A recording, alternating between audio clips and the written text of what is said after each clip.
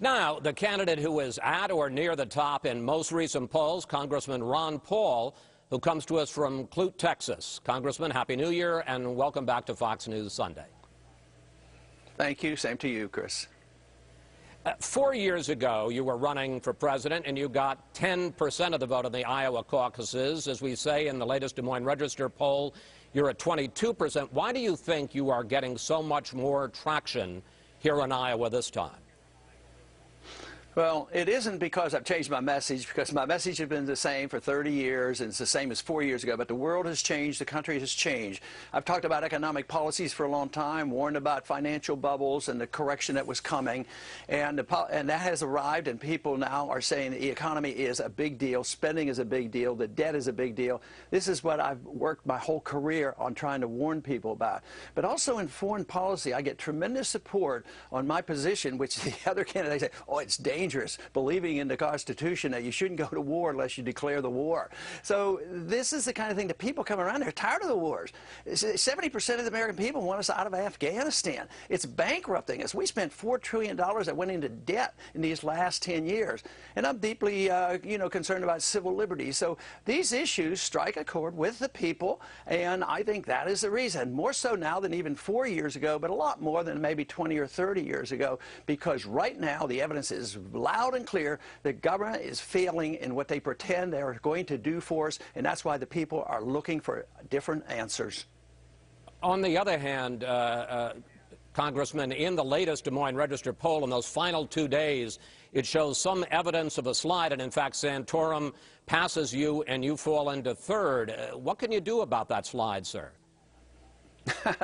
Well, I think the die has been cast, and the ups and downs of the other candidates has been characteristics. They come and they go, and they all belong to the status quo. The one thing is the people who make a commitment to the campaign for liberty and the Constitution, limited government, and going after the Fed, once they put this all together, how liberty and free markets and a sound foreign policy come together, they don't desert. So our numbers aren't going to go down. The number of people, they're not going to leave us as they have on the other ones. They come and they go. So I think our numbers will continue to grow even these last couple of days, and the caucuses are going to treat us well. But the real test is going to be on Tuesday night, so we'll have to wait and see how it turns out.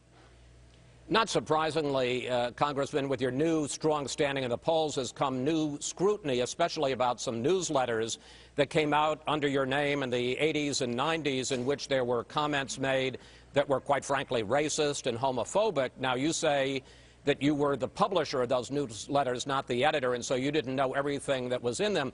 But I want to ask you about a book that you wrote back in 1987 called Freedom Under Siege, and I want to ask you about some of the comments in that. In that book, you wrote this: the individual suffering from AIDS certainly is a victim, frequently a victim of his own lifestyle, but this same individual victimizes innocent citizens by forcing them to pay for his care. Question, Congressman, do you still feel that same way? Well, I don't know how you can change science. I mean, sexually transmitted diseases are caused by sexual activity, and when it's promiscuous, it spreads diseases. That's been known, about 400 or 500 years on how these diseases are spread.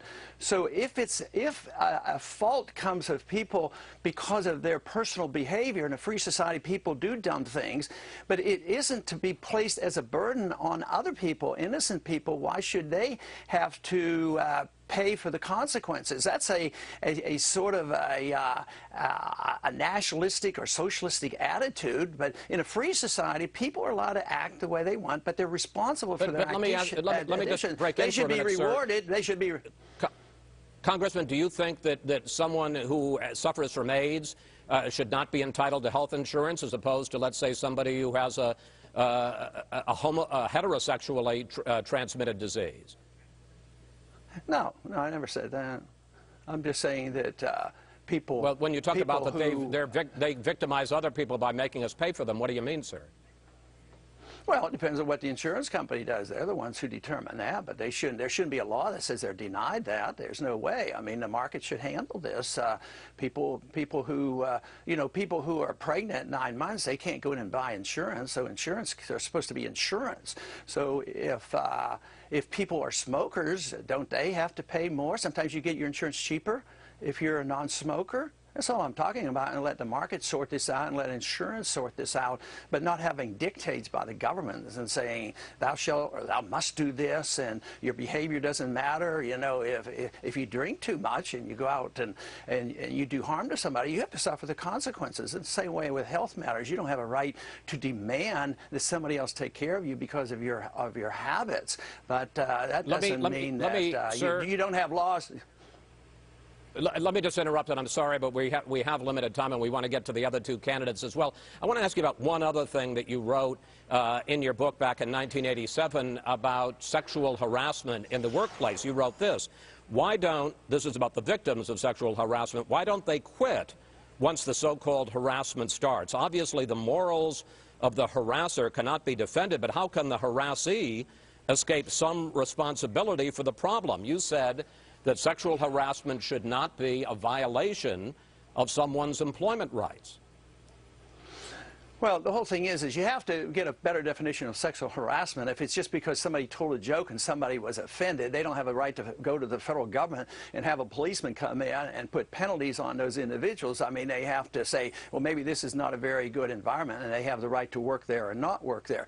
But if sexual harassment involves violence, as libertarians, we are very opposed to any violence. So if there's any violence involved, you still don't need a federal law against harassment. You just need to call a policeman and say there's been an assault or there's been an attempt at rape or something. So you have to separate those two out. But because people are insulted by, you know, rude behavior, I don't think we should make a federal case out of it. I don't think we need federal laws to deal with that, and people should deal with that at home.